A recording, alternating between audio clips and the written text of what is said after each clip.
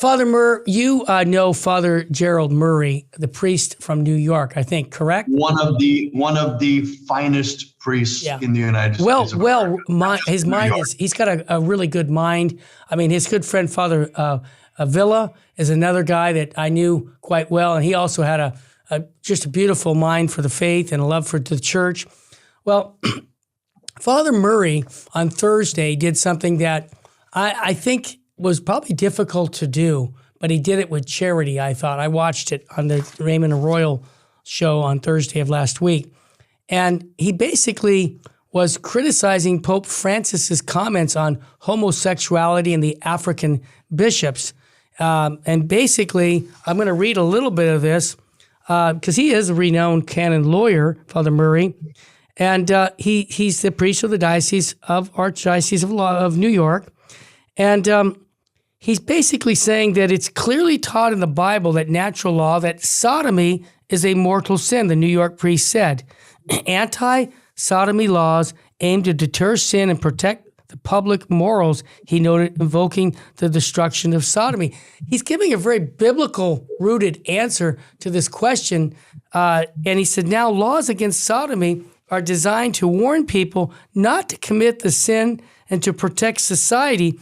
If that sin were tolerated, it might become more widespread, he explained. And again, we talked about Sodom and Gomorrah. Rather than attacking such laws, Francis should be saying laws that lead people into sin should never become a law. He said it in so few words, Father Charles. It's the absolute truth. It's the absolute truth. He's exactly right. Yeah.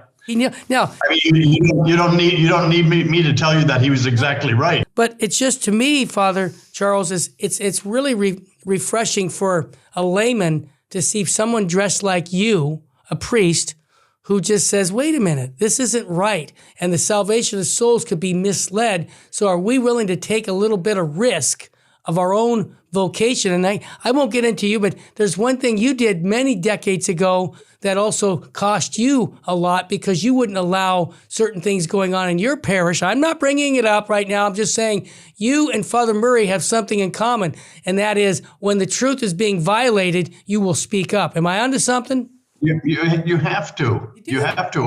Or what? Who and what are you? Yeah. What's your? Who and what are you? I don't know. Look, let me just say something too, Terry, to the whole argument. Okay. When I say argument, I'm talking in a philosophical sense. Right. To the whole discussion, right? Right.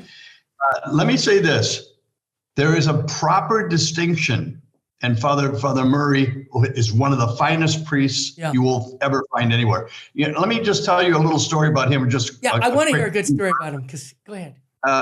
They sent him to Rome. He's got a very gifted mind. Yes. And they saw that, and they sent him to Rome, and he finished a doctorate in canon law, which is no easy accomplishment. Okay, it's really not. He did it. He finished, and he came back to New York. This was the star pupil is now returning. Yeah. Right.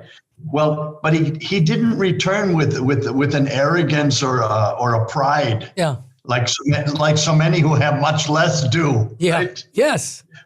He's a very humble man, very, very frank, very truthful. Yes. He's a good friend. Yes. And he's very and together with priests at a party or what have you for Christmas, he's delightful. I mean, this is just a guy, a good guy. Anyway, they put him immediately on the marriage tribunal to judge marriages. I remember this. Yeah, this is a good one. Yep. Well, much to his credit, he said, just a minute, we can't be annulling this marriage and this marriage and this marriage just because this is turning into Catholic divorce. He said, here are the norms for an annulment. We follow those norms and then we're fine. Yep. Well, they got angry with him because he wasn't annulling enough marriages. Exactly. He said, I'm sorry. I have to be honest to myself. Yep. What a refreshing statement. Yes. What a refreshing statement. Yeah. Right. Yeah. So, but let me make this distinction too, Terry. Sure. It's this: when we're talking about homosexuality, which is, I've never seen such a thing become a rage. It's like, this is the rage. It's like everywhere, right? Yeah. The homosexuality, that a person is whether it be a man or a woman, homosexual, is not a sin. That is not a sin. Right. Just have it. Nor is it a crime. Exactly. Nor it is a crime. All right. It's neither. It's the actions. Acting on it. Yep. All right. Acting on it. And then let me just say this too.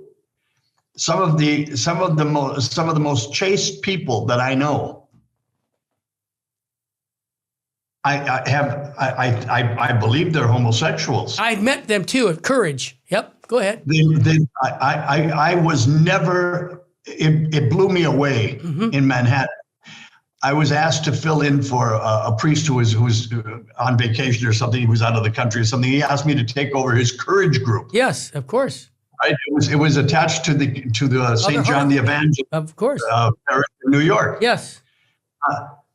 I could not believe it. I just could not believe the strength of these, most of them young men. Yes. There were a couple of women there also, but